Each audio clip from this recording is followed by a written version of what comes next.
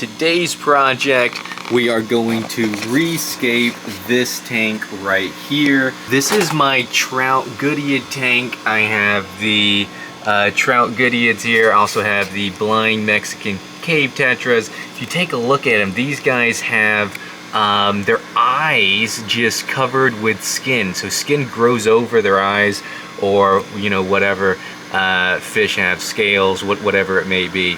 And so these guys are blind because they typically don't need them where they live. Now I threw this tank together real quick a while ago whenever I picked up these trout goodieds, and it doesn't look the best. It's not bad, but I do want to rescape it. Now I'm gonna rescape it, but there's a catch. I'm gonna rescape this tank without taking any of the fish out. Let's go ahead and see if we can make this happen safely and still have a beautiful looking tank afterwards. Now I've done tank resets before where I take everything out of the tank and I show you guys how to safely put it back together and put fish in the same day. Now today we're not doing quite that. We're gonna rescape this, but we're keeping the fish in, and we're gonna start by taking out all the hardscape. Alright, so we have the rocks out. I put them here on this cardboard.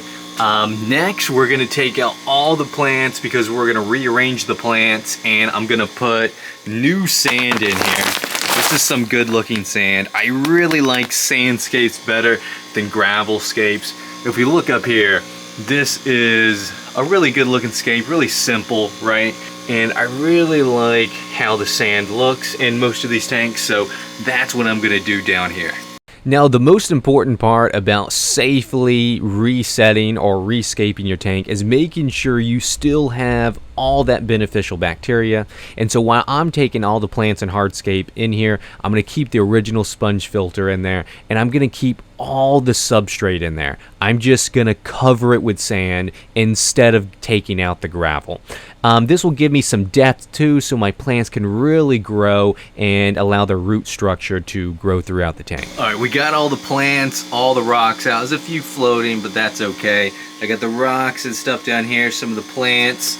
Now I think the goal is we're going to scoot all that gravel to the back, and then we're going to fill it with sand, right? That way there's going to be like an incline, so it has that sense of depth and just looks better from an aquascaping perspective. So let's go ahead and jump into that.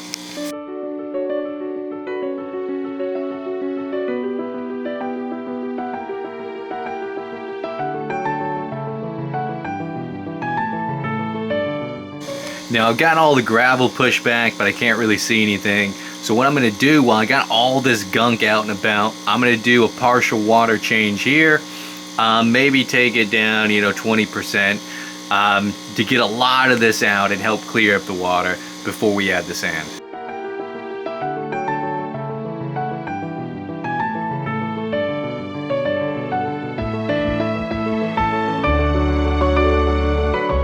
Now while this is draining, I want to show you guys that a lot of this isn't just poop and mulm. A lot of this is microfauna and microorganisms. So I'm going to get a little droplet out of here. I'm going to put it on my microscope, and I'm going to show you guys the life that's in a single drop of water. Here's our pipette. Let's get some. Now we're at my workshop here. Here is a microscope that Tom Love sent me. Really great. We're gonna put a droplet of water here on this glass lens, and then we're gonna take a look at it. I have the water right here, so I'm gonna put a single droplet right on top, maybe a couple little droplets. Alright, let's see what we're working with. Oh guys, there's a giant copepod right there. Guys, this is just a tiny droplet of water, and we can see there's a couple organisms living in here. So like, these are like microscopic copepods or water fleas, whatever you want to call them. But fish will absolutely love to eat these guys.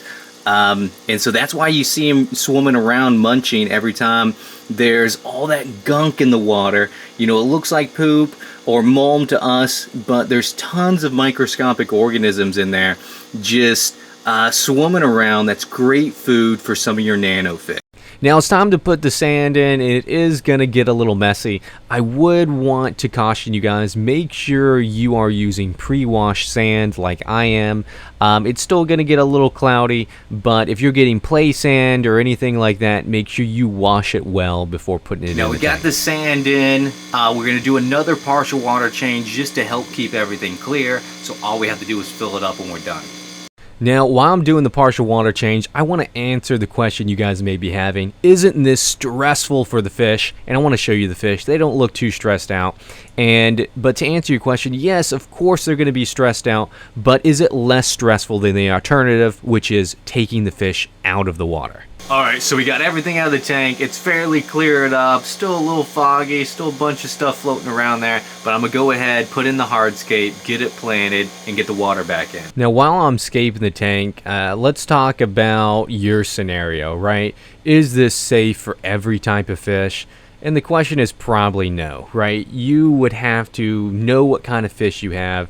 And if you have a particularly sensitive fish, then it may make sense to take them out of the tank while you do the scape and then drip acclimate them before you put them back in, right? Because the water chemistry is going to be vastly different. And so some of those fish may be chili rasboras, they could be certain type of caridina shrimp, or really rare and oddball fish that you just want to make sure make it. We got the larger hardscape in, so I'm going to fill her up with water, let the filter clear this up, and then we're going to put some of the more accent stones in and put the rest of the plants in to finish this scape here.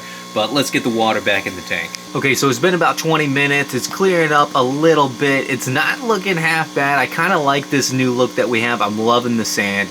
It's gonna look so much better once it's crystal clear. But I'm gonna add in the rest of the smaller stones and then the rest of the plants, and then we're gonna see what it looks like. Now the best part about re-scaping in this method where you're not taking the fish out is that you don't have to catch all the fish and put them somewhere else, right? Especially some of the plecos that I have. I've caught plecos or corridoras even, and their little barbels get stuck in the net and it could take 20-30 minutes to get them out of the net. I've known I had a pleco get stuck in my net and I could not get it out. I had to cut a hole in the net, and he was just hanging out with a net stuck to the side of him for a little bit before I was able to get it out. And so this is really beneficial for times like that, and it just makes things go a whole lot smoother. The other thing you're going to want to take into account is never take out more than half of the water. That way, whenever you are taking out water and refilling it, it's just diluting the current water chemistry and the current water parameters as is. So you never drastically change anything. You just dilute what was already there. And that will go a long way in making your fish stay happy.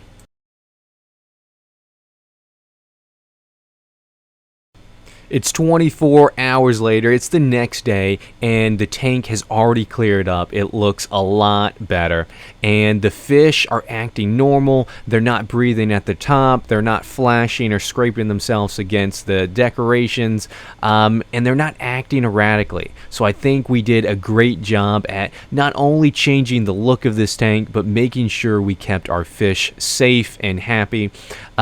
So guys, that's going to wrap up this video. If you have any questions or comments about re-scaping your tank with the fish still in it, make sure to drop a comment down below and I'll be sure to answer it. Until next time, guys, I'll see you.